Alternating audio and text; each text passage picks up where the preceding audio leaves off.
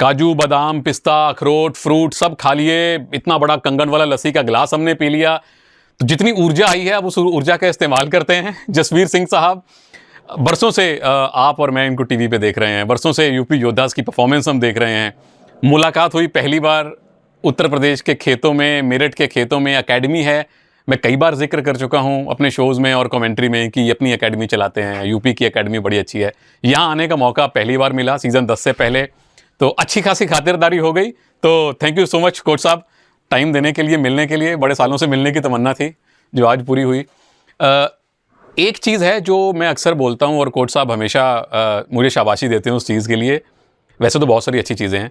सबसे पहली चीज़ कोच साहब जो मैं देखता हूँ, और आप प्लीज़ उसका राज मुझे बताना क्या है, कि यूपी योद्धास को जब भी हम देखते हैं प्रो कबड्डी में, ऐसा लगता है कि एक परिवार है जो अपने मेंबर्स को बाहर जाने नहीं देता, वो पूरे एक तरह परिवार बना के रखते हैं। तो ये सोच कहाँ से शुरू हुई थी कोच साहब? पहली बात तो पहले तो बहुत बहुत धन्यवाद, आपने अपना कीमती समय निकाल कर आपने कबड्डी के लिए जो आप कर रहे हैं सर, जो कमेंट्री करके गांव-गांव तक हर अपनी जो कबड्डी के बारे में आप बता रहे हैं, जो आप कमेंट्री करते हैं बड़ी अच्छी तरह से सबके बारे में डिटेल में बताते हैं, उसके लिए आपका बहुत बहुत धन्यवाद। आप सभी का जितनी डीपली आप बताते हैं, शायद इतनी कमेंट्री और कोई दूसरे नहीं करते। जैसे और क्रिकेट या दूसरे गेमों के बारे में भी हम सुनते हैं कमेंट्री, आप हर लड़के का पर्टिकुलर गांव का नाम, उसका गोद तक भी, अगर कोई सांगवान है, नरवाल है, तो आप पूरी डिटेल में बताते हैं। तो ये बहुत अच्छी बात है आपकी। और दूसरा, आप यहाँ मेरठ में आए, हमारी ये छोटी सी एकेडमी है, इससे आप जो बच्चों के लिए मोटिवेशन होगा और इस क्षेत्र के लिए बहुत सौभाग्य की बात है। और पहले तो इसके लिए बहुत बहुत धन्यवाद। Thank you sir. दूसरा सर, ये जो आपने जो बोला कि ये आप रिटेन करते हैं उन्हें, जो भी लड़के आपके कंटिन्यू साथ हैं, तो उसके लिए तनेजा जी मैं कहना चाहूँगा आपको कि जो एक कोर टीम होती है, जो एक कोई भी किसी भी फील्ड में एक साथ काम करते हैं मिलकर या रहते हैं किसी परिवार में, तो उसका फायदा मिलता है। जैसे कि हमारी टीम है, ये नितेश हो गया, सुमित हो गया, ये एक गांव से थे, ये आदमपुर से आए दोनों, NYP हमारे पास आए। तो जब ये पहले सीजन 5 में नितेश आया था और सीजन 7 में सुमित आया था, तो हमें उनका आपसी तालमेल बैठाने में ज़्यादा दिक्कत नहीं आई, क्योंकि ये गाँव से खेलते आए थे, बचपन से दोनों एक साथ खेले हैं। ऐसे ही फिर सुरेंद्र गिल आया, आंसू आया, तो ये 5-6 लड़के हमारे सीजन 6 से आए, तो हम साथ ही ना वहाँ भी रखते, लीग में भी साथ खेलते हैं, और ये अकेडमी में हम इन्हें इधर ही रखते हैं, ऑफ सीजन में हम इन्हें एक साथ रखते थे। एक साथ रखने से फ़ायदा में ये होता था कि जैसे civil tournament, all India tournament या लोकल जो गाँव में, हरियाणा इधर नॉर्थ में टूर्नामेंट चलते हैं, तो उनमें ये जाते हैं सभी। तो जब एक साथ खेलते हैं तो बड़ी अच्छी तरह फिर एक दूसरे को समझ पाते हैं वो, कि कौन कब किस में क्या ताकत है किसकी, और वो क्या करेगा उस टाइम, तो उसका बड़ा फ़ायदा मिलता है। और फिर हम एक नया लड़का कोई लेकर आते हैं, तो उसे समझने में 3 महीने की लीग होती है जी, तो कई दिन तो नए आदमी के बारे में समझने में लग जाता है, किस तरह का व्यवहार है ये, क्या इसकी कैसे करता है, क्या मजबूताई है, क्या हुआ है। और तो इनके बारे में हमें थोड़ा सा उस चीज़ का आसानी रहती है कि एक साथ रहते तो हर के बारे में, वो हमारे बारे में अच्छी तरह जानते हैं, कोच क्या चाहता है हमारे से, हमें पता रहता है उनसे कि वो हमें क्या करके दे सकते हैं। तो यही कारण है कि हम तकरीबन कोशिश करते हैं कि जो रिटेन कर सकते हैं तो उन्हें करा जाए। और लड़के भी ठीक है सारे, आप भी देख रहे हैं, अच्छे टैलेंटेड लड़के हैं। हाँ जी। तो इन्हें टीम में रखने का यही रीज़न है। और इसकी सबसे बड़ी मिसाल मैं देता हूँ, नितेश कुमार सांगवान, जो किसी टाइम 100 टैकल पॉइंट लेने वाले पहले डिफेंडर बने। अगले 2 सीज़न, पिछला सीज़न और उससे पिछला सीज़न, शुरुआत उसकी ठीक नहीं रही थी, और कोच साहब के पास अबूज़र मेघानी थे पिछली बार, पर आपने अबूज़र को नहीं खिलाया। मतलब जब खिलाड़ी को ये पता होता है कि मैं अच्छा खेलूँ, मैं ना अच्छा खेलूँ, कोच मुझे बाहर नहीं निकालेंगे, तो मन से डर भी खत्म हो जाता है सर। बिल्कुल तनेजा सर, आप ठीक कर रहे हैं। आप कोच क्या किसी भी फील्ड में लगाओ, अगर कोई कहीं आप जॉब का ही लगाओ, कोई कंपनी में कोई काम करता है और उसे हर टाइम यही डर लगा रहेगा कि मुझे मालिक कल रखेगा नहीं रखेगा। हाँ। सेम स्पोर्ट्स का भी है। स्पोर्ट्स में हम भी खिलाड़ी रहे, तो हमें भी हम अपने कोच से एक्सपेक्ट करते थे कि भी वो हमें मौका देगा नहीं देगा। अगर हमें ये विश्वास रहता था कि भाई हाँ कोच हमें आगे भी मौका देगा, गलती भी होंगी फिर भी मौका देगा। जैसे कि हमारे कोच साहब थे, हसन कुमार साहब थे, बलवान जी हमारे कोच रहे, तो बलवान साहब जय हनुमान। और उनसे पहले हमारे कोच थे बिशन सिंह सिरोही हैं, बीपी सिरोही, जो मेरे गांव से भी कोच हैं, इंटरनेशनल प्लेयर थे वो भी। ठीक है। तो हमें अगर उनसे ये एक्सेप्ट रहता है कि भाई हाँ अगर 1-2 बार गलती भी होगी तो मौका अगली बार भी मिलेगा, तो हम अपना 100% दे सकते हैं। अगर किसी खिलाड़ी को ये रहेगा कि हाँ एक तो परफॉर्मेंस डाउन चल रही है किसी लड़के की, एक तो परफॉर्मेंस डाउन की उसकी टेंशन होती जी। है, हर आदमी सोचता है यार मेरा क्यों ऐसा हो रहा है, फिर उसे ऊपर से ये भी सोचना कि यार पता नहीं अगले मैच में खिलाएंगे या नहीं खिलाएंगे, तो मुझे अभी कुछ अच्छा करना है, तो उसमें उससे गलत होता है और प्रेशर रहता है उसमें। तो इसका तो ये रीजन है सर इसके लिए हम कि जो नितेश था या प्रदीप भी था, प्रदीप नरवाल सीजन 8 में जब हमारे पास आया था, तो आपने भी देखा कि कोविड के बाद आया था, काफ़ी उसका फिजिकल इशू था थोड़ा, कोई टेक्निक में तो कोई कमी थी नहीं उसमें, कोई ऐसा कुछ नहीं था, तो उसकी भी परफॉर्मेंस काफ़ी ख़राब रही शुरू में, तो हमने उसमें भी उसे मौका दिया बार बार, कोई बात नहीं तो शुरू कर, मैंने टीम तेरे साथ है, हम तेरे साथ हैं, आज नहीं करेगा कल करेगा, परसों करेगा, उस मैच में करेगा। और उसका रिजल्ट फिर आपने देखा कि वो लास्ट में आते आते टीम को वो प्ले ऑफ में भी लेके गया और 3rd टीम आई वहाँ, और उसने लास्ट में 5-6 मैच में सुपर 10 मारे। सेम ही कंडीशन नितेश के साथ भी हो रही थी। हाँ जी। मेघानी बढ़िया था, लेकिन फिर भी नितेश उससे कहीं बेटर था, तो नितेश को हमें, क्योंकि मैच हमें दिख रहा था कि नितेश ही उससे बेस्ट है, तो हमें बेस्ट को ही मौका देना, ठीक है जी, बेस्ट को ही मौका देकर रखना चाहिए, भले उसकी परफॉर्मेंस खराब चलिए। तो ये जो टीम गेम होता है सर, इसमें देखो यही है, हर आदमी साथ के साथ बढ़िया नहीं कर सकते, तो टीम में सपोर्ट भी करना होता है कि भाई एक आदमी हमारा गलत कर रहा है तो अच्छा है खिलाड़ी, लेकिन उसकी परफॉर्मेंस अप डाउन जा रही है, तो उससे सपोर्ट करना, कोई बात नहीं यार तेरे से गलती हो रही है, हम सही करेंगे। मेरा हमेशा से टीम का यही रहता है कि भाई तुम साथ हो, अगर डिफेंस से भी मैं बोलता कि राइडर की परफॉर्मेंस डाउन चल रही है तो तुम्हें उसे सपोर्ट करना है, यार कोई बात नहीं, हम खड़ा करेंगे तुझे, तू अच्छा कर। और राइडरों को जो डिफेंसर को सपोर्ट करना चाहिए कि कोई बात नहीं तुम्हारे से गलती होगी, मैं लेकर आऊंगा। तो ये टीम में एक माहौल बनता है, एकजुटता बनती है, सपोर्ट करने, तो उस खिलाड़ी का भी मोरल अप होता है कि यार मेरी टीम, मेरा मैनेजमेंट, मेरे कोचेज मेरे साथ खड़े तो मैं करूंगा, और उसका रिजल्ट अच्छा ही आता है लास्ट में सर। और रिजल्ट बड़ा सही शब्द बोला, मैं हालांकि कोई और बात करना चाह रहा था, पर रिजल्ट सुन के मुझे याद आया कि आई थिंक यूपी अकेली टीम है सर, ये बहुत चुनिंदा टीमों में से एक है जो हर बार प्लेऑफ जाती है, तो ये एक बड़ी अच्छी बात भी है, पर कहीं ये भी दिमाग में रहता होगा कि यार इस बार फाइनल भी जाना है हमने। बिल्कुल सर, तनेजा सर आप बिल्कुल ठीक कर रहे हैं, ये बहुत अच्छी बात है। कई टीम ऐसी हैं कि जो उन्हें मौका नहीं मिल पा रहा, वहाँ प्लेऑफ में जाने का मौका नहीं मिल रहा।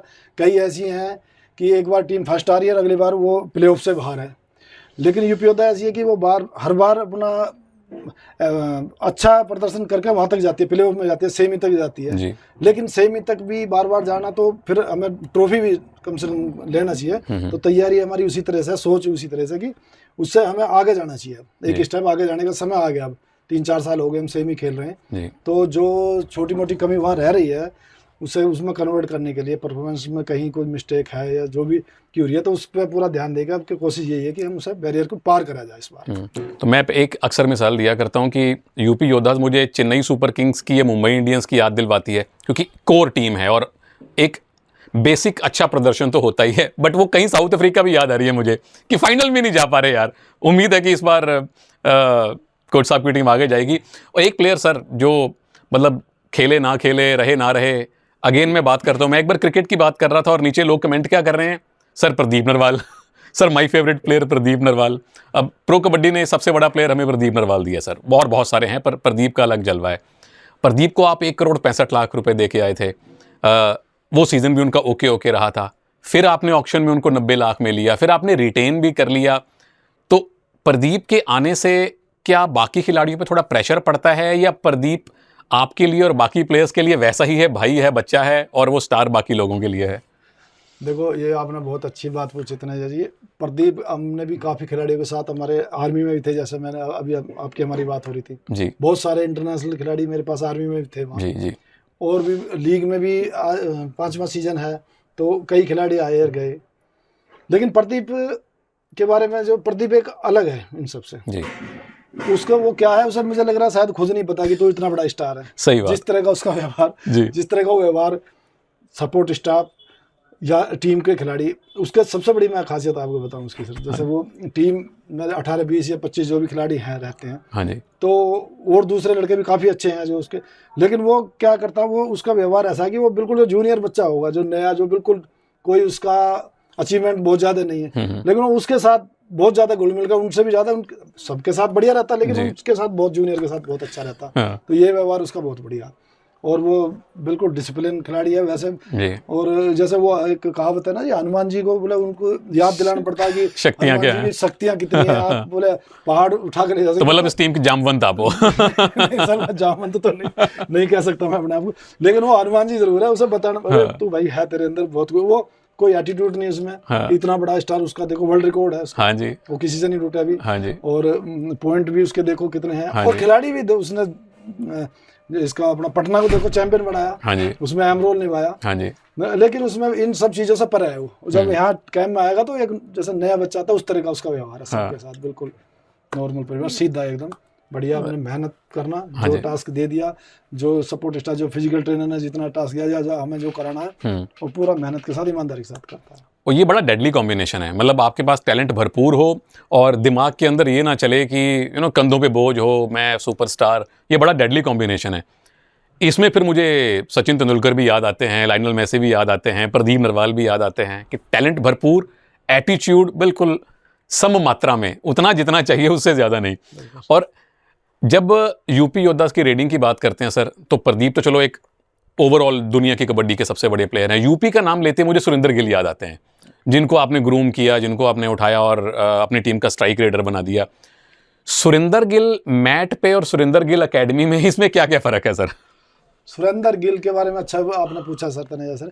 ये देखो, ये एक लड़का गुमनाम होकर रह सकता था ये शायद। मैं ये नहीं कह रहा कि हम यूपी योद्धा से बिल्कुल हीरो बनाया या स्टार बनाया, जो भी है, लेकिन ये एनवाईपी प्रोग्राम से भी ये कहीं साइड में हो चुका था उस टाइम जब ये एनवाईपी प्रोग्राम में गया था। लेकिन उसके बाद ये हमारे पास ट्रायल के लिए आया और हमारे जो कर्नल विनोद भी साहब थे या हमारा मैनेजमेंट है, उन्होंने या कोचेज ने अपने देख के से सेलेक्ट करा। तो इसने वो जो इसमें कैपेबिलिटी थी वो इसने करके दिखाया। और सुरेंद्र गिल ने जितनी हमें उम्मीद थी उसने उससे कहीं ज़्यादा अचीवमेंट करा उसने टीम के लिए। लेकिन सुरेंद्र गिल का जो आप कह रहे हैं कि वो घर मैट के बाहर और वैसे, वो थोड़ा सा है, नॉर्मल है। वो किसी से ज़्यादा ना, किसी से काहू से दुश्मनी ना काहू से प्यार, वो उस तरह का उसका व्यवहार है। कबीर जी का भगत है वो। कबीर जी का भगत है, शांत अपना काम करता है और काफ़ी पढ़ा लिखा है। इनमें जो हमारे कबड्डी वाले इतने लड़के पढ़ते नहीं, हाँ जी, वो काफ़ी एजुकेटेड पढ़ा लिखा है। हाँ, इसीलिए मुझे लगता है वो शांत थोड़े ज़्यादा रहते हैं कि बिल्कुल। क्योंकि मैं बाद में सुरेंद्र से बात करूंगा और देखता हूं कि कितनी बात में उनसे निकलवा सकता हूं। और रेडिंग डिपार्टमेंट में सर, पिछली बार आपको थर्ड रेडर मिल गए थे, 2-3 लड़के आपने ट्राई किए थे, और इस बार तो विजय मलिक को लाके आपने अपने रेडिंग डिपार्टमेंट को और मतलब वो क्या कहते हैं ना कि दीवार के ऊपर प्लस्तर चिन दिया, मजबूत हो गई है। हाँ सर, पिछली बार भी देखो रोहित तोमर और दुर्गेश, हाँ जी, 2 लड़के काफ़ी अच्छे नए लड़के थे और काफ़ी उनमें प्रतिभा थी और वो करके भी दिखाया उन्होंने। और हमें भी बहुत ज़्यादा उनसे उम्मीद थी, लेकिन वो इंजरी होगी उनके, तो इस बार वो नहीं है टीम में। लेकिन जो विजय मलिक आया है जी, तो विजय मलिक में उसमें ये अंतर है कि विजय मलिक के पास एक्सपीरियंस बहुत ज़्यादा है जी, ऑलराउंडर भी है। ऑलराउंडर भी है। ऑलराउंडर रोहित तोमर भी था जी, वो भी ऑलराउंडर ही था, लेकिन विजय मलिक एक आला दर्जे का ऑलराउंडर है और पिछले कई साल का उसके पास एक्सपीरियंस भी, यंग भी है वो, ज़्यादा वो नहीं है, वो भी यंग है। तो उसके इस वजह से हमें, क्योंकि रेडर हमारे पास प्रदीप नरवाल और सुरेंद्र गिल, 2 रेडर तो हमारे पास एक ग्रेड के रेडर हैं दोनों। तो तीसरा ऑलराउंडर हमें इस तरह का चाहिए था टीम के लिए। तो इसी सोच के साथ हम विजय मलिक को लेकर, और उससे हमें बड़ी उम्मीद है। वो अच्छा, और अभी भी प्रैक्टिस में बहुत अच्छा कर रहा है वो काफ़ी। अब दिल्ली में बड़ा अच्छा खेले विजय 2 सीज़न, पिछले सीज़न हालांकि थोड़े इंजर्ड हो गए थे। और उसके बाद डिफेंस की बात करें सर, मतलब एक मेरा फेवरेट डायलॉग है आपकी टीम, बहुत सारे हैं, एक ये भी है कि सतयुग में, त्रेता युग में, द्वापर युग और कलयुग, चारों युगों में टीम के कॉर्नर तो रहेंगे सुमित और नितेश, वहाँ आप कोई चेंज करते नहीं हो। कवर्स में भी तकरीबन वही प्लेयर थे। इस बार इनफैक्ट आपने हरिंदर को ले लिया है, तो कवर्स को लेके क्या सर इस बार प्लानिंग चल रही है? देखो, कवर्स का हमारा थोड़ा सा लेफ्ट कवर में हमें प्रॉब्लम आ रही है। आंसू अच्छा लड़का, काफ़ी अच्छा कर रहा है, आपने भी देखा, सभी देख रहे हैं। हाँ जी, हाँ जी। तो लेफ्ट कवर की हमें शुभम था हमारे पास, हाँ जी, पीछे लिया था, तो उसके कुछ प्रॉब्लम सी हो गई थी, बीमार था वो, तो कवर में हमें दिक्कत थी थोड़ी लेफ्ट कवर में। हालांकि गुरदीप हमारे पास ऑलराउंडर है, दोनों लेफ्ट राइट दोनों कवर खेलता है वो। हाँ जी। तो लेकिन फिर भी हमें एक कवर और चाहिए था। तो हरिंदर और आंसू, क्योंकि यूपी से हैं दोनों, रेलवे में भी एक साथ जॉब करते हैं, यूपी के लिए एक साथ खेलते हैं, तो इसी सोच के साथ हमने हरिंदर को लिया है, ताकि दोनों का कॉम्बिनेशन बनाने की जरूरत नहीं है, बना बनाया कॉम्बिनेशन उनके साथ है। कॉर्नर का हमारा पहले ही कॉम्बिनेशन है ही, हाँ जी, इतने साल से इकट्ठे खेल रहे हैं, कवर है वो भी हमारे एक साथ खेल रहे हैं जी। तो इस सोच के साथ ही हमने हरिंदर को लिया था। ये तो ओवरऑल टीम की बात हो गई।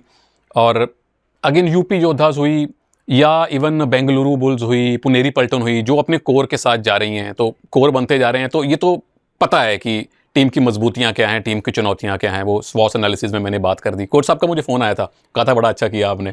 तो उसके अलावा सर, यूपी के अलावा अगर आप टीमें देखते हैं, तो कौन सी ऐसी टीम लगता है जो आपको लगता है कि यार इसके साथ मैच मेरा बड़ा फंसने वाला है? मतलब आप अपने अलावा कौन सी टीमें और आपको मजबूत दिख रही हैं? देखो सर, 12 की 12 टीम बढ़िया टीम है, अभी आपने अभी किसी एक टीम के बारे में कहना जी वो बहुत कमजोर है या वो बहुत अच्छी है, कमजोर तो कह ही नहीं सकते, कह ही नहीं सकते और है भी नहीं सर। हाँ। कह नहीं सकते, है नहीं, क्योंकि देखो 12 के 12 कोच बड़े सभी बहुत अच्छे सम्मानित और एक्सपीरियंस कोच हैं। हाँ जी। सारे मैनेजमेंट है वो आज 10वां सीजन चल रहा है तो सबको बहुत अच्छी जानकारी है, अच्छी तरह से एनालिस्ट सभी कर रहे हैं।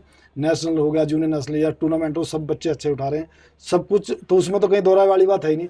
बात आती है सिर्फ अच्छी और खराब की। हाँ ये कॉम्बिनेशन देखते हैं कि पुनेरी टीम है जैसे, तो वो अच्छे लड़के सारे थोड़े से पीक में है इस टाइम, तो ऐसा लगता है कि ये बहुत अच्छी टीम है या इसमें ये है।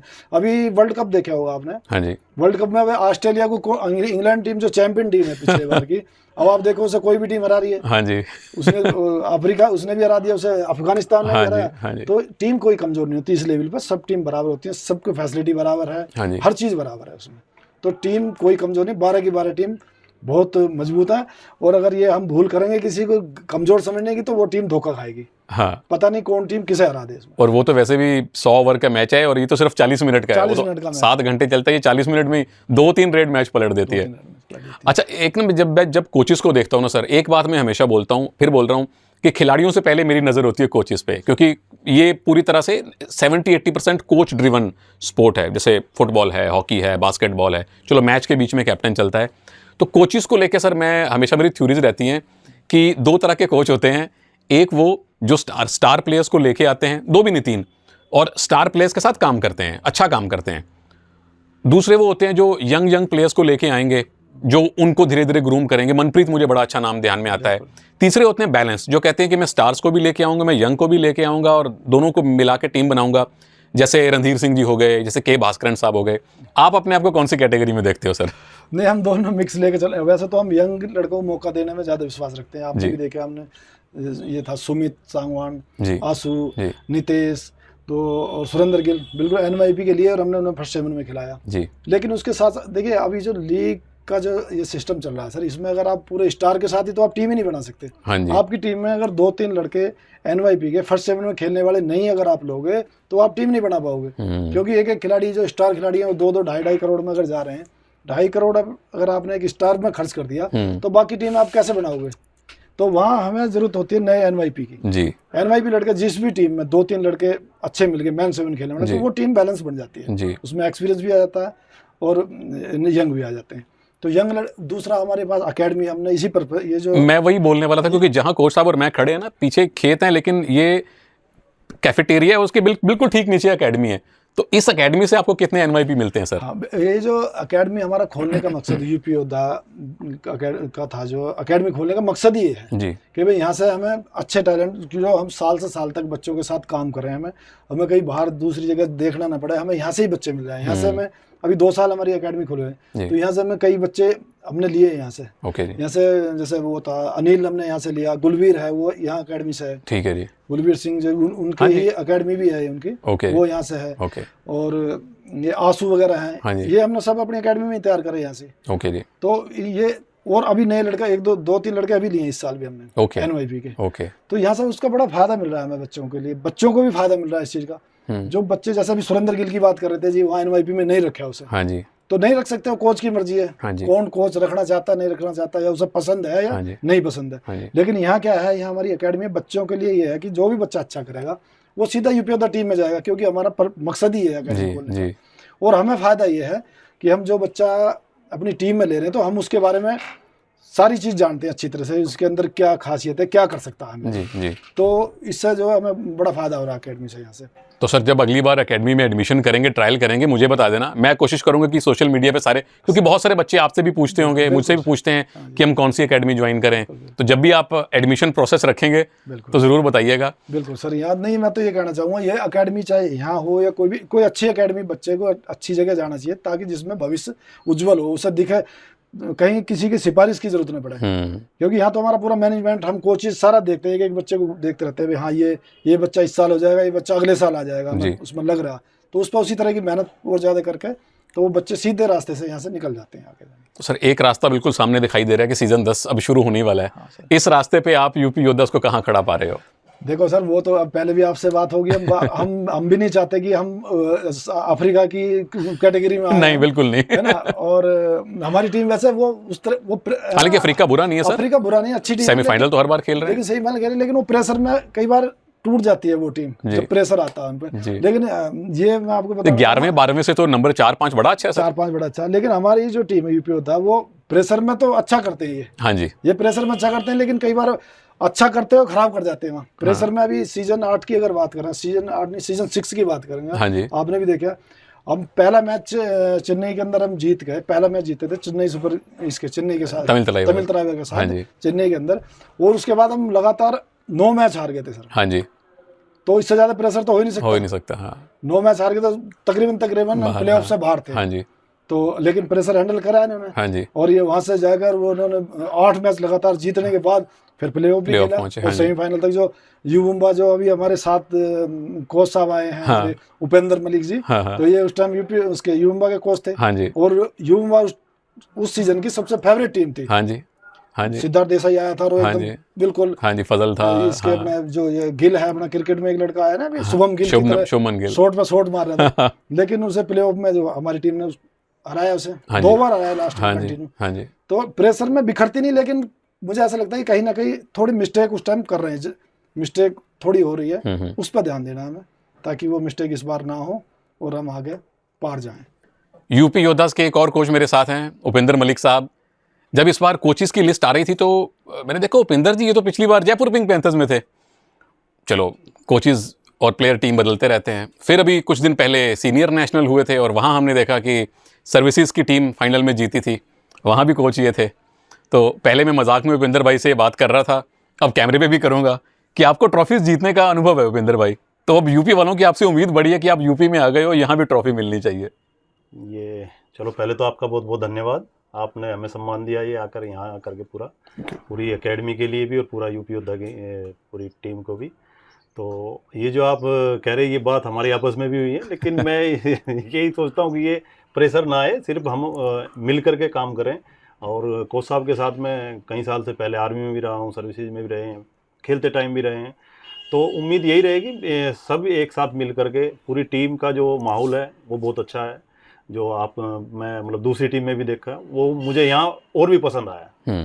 दूसरी टीमों में भी अच्छा था, लेकिन यहाँ जो देखा आपस में इतने बड़े बड़े स्टार हैं, प्रदीप जैसे, नितेश जैसे, आपस में जिस तरह मस्ती में, बिल्कुल अभी तक तो यही माहौल है। बाकी जब सीजन स्टार्ट होगा थोड़ा अप डाउन चलता रहता है, उसमें अलग है, लेकिन अभी तक का जो माहौल है वो बहुत अच्छा है। तो उम्मीद है कि जो भी होगा अभी इस बार अच्छा होगा।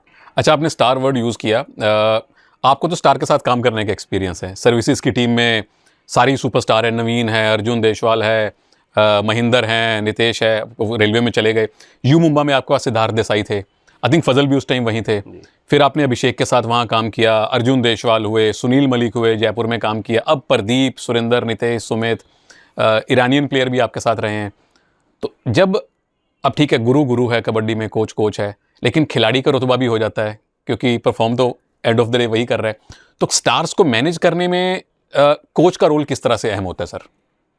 देखिए मेरे साथ भी और जसवीर कोच साहब के साथ भी पहले से आर्मी में भी वही रहे जो आपने नाम बताए हैं जी। उसमें चाहे पहले मोनू गोयत हो, अभी नए जो हैं अभी अर्जुन हो या मंजीत हो, कोई भी हो, उनके साथ हमें भी उनको एक विश्वास दिलाना पड़ता है कि हम तुम्हारे साथ जो कर रहे हैं अच्छा कर रहे हैं, और उनको भी अपने मतलब विश्वास में लेके आना पड़ता, तभी वो साथ में काम करते हैं। उनका जब हमारे पे विश्वास होगा तभी उनके साथ मिलजुल करके, कहीं जहाँ पे हंसी मजाक का माहौल हो वहाँ पे वो करना, कहीं पे डांटना भी हो तो उनको वो फील नहीं होता फिर उसमें।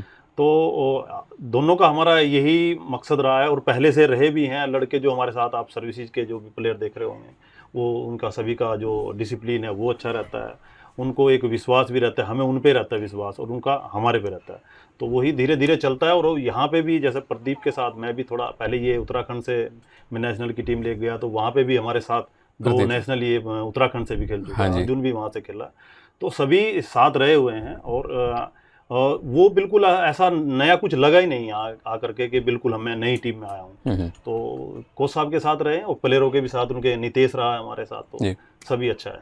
अब अर्जुन रुपिंदर भाई के साथ खेले हैं, फजल इनके साथ खेले हैं, सिद्धार्थ देसाई खेले हैं, मतलब जयपुर की पिछली वाली टीम, उससे पहले यू मुंबा की टीम। तो ये मान के चलें कि सिद्धार्थ देसाई, अर्जुन देशवाल, वी अजीत कुमार, नवीन जो आपके साथ खेले हुए हैं, ये यूपी के अगेंस्ट परफॉर्म नहीं करेंगे क्योंकि आपको तो सब कमियां पता है उनकी। देखिए ये दोनों ही तरफ है, एक वो हमारे बारे में जानते हैं और हम उनके बारे में, और खिलाड़ी का एक दूसरे के बारे में, कोच से एक दूसरे के प्लेयर के बारे में भी जानते हैं जी। लेकिन मेन काम वही है जो हमारे प्लेयर उसको एग्जीक्यूट करें अच्छी तरह से, जो हम प्लान करते हैं उसको अच्छी तरह कर पाए। कुछ जगह मतलब प्लेयर अच्छी प्लान करता है, कभी कभी प्लेयर भी अपने सोचते हैं कि ये नहीं, हम ये करके देख लें, तो हमें वही विश्वास दिला करके अभी हमें भी थोड़ा ये विश्वास हुआ, जैसे अभी सर्विसेज टीम उसमें जीत करके आई नेशनल गेम्स में, तो वो हमारे मतलब एक सिर्फ मोटिवेशन प्लेयर को ही नहीं, कोचेस को भी एक मोटिवेशन की ज़रूरत होती है, तो वो हमें भी मिला है।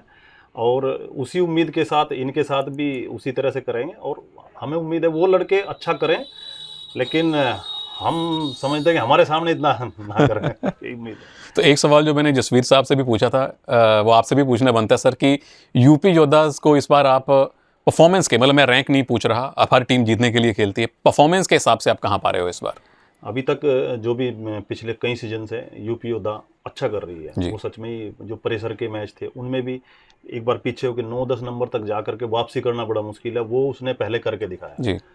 तो और उससे भी मजबूत, जो अभी हर बार की सिचुएशन अलग होती है, पर्स अलग होता है, जो प्लेयर हैं वो अभी जो पिछली बार से अभी और मजबूती बढ़ी है। वो रेडिंग डिपार्टमेंट में मान लो, जो एक मैं मानता हूँ हमारे लिए एक विजय मलिक एक बहुत बड़ा अहम रोल निभा सकते हैं, वो डिफेंस और ओफेंस दोनों में मजबूती हमारी टीम को देंगे जी। उसी उम्मीद से उसको लिया भी है, और वो हमें उम्मीद है कि वो उसको करेंगे। तो हमें लग रहा है कि पिछले सीजन से इस बार टीम बेहतर है और टीम बहुत अच्छा वो करेगी। टीम का माहौल बड़ा अच्छा है। देखो हम गांवों में बैठे हैं, पीछे खेत हैं, मुझे पंजाब मैं बिल्कुल मिस नहीं कर रहा हूँ, उल्टा घर जाने का मन कर रहा है। और यहाँ जब बैठ के बातें करते हैं, और बातों से पहले जो बादाम पिस्ते खाते हैं, और बातों के बाद जो सरसों का साग खाते हैं, उसकी भी आपको झलक दिखा देंगे। बहुत बहुत थैंक यू उपेंद्र भाई, और ऑल द वेरी बेस्ट इस नई टीम के साथ, नई असाइनमेंट के लिए। प्रभु हमारे घर है और प्रभु आप लोग हो जो कबड्डी को प्यार देते हैं और कबड्डी को उठाते हैं। हम लोग इस कोचिज़ के एपिसोड का यहीं पे समापन कर रहे हैं। अगली बार मैट पे मिलेंगे, यूपी योद्धास की जो एकेडमी है उसके मैट पे बहुत सारे स्टार खिलाड़ियों से आपकी बात करवाएंगे। Thank you very much.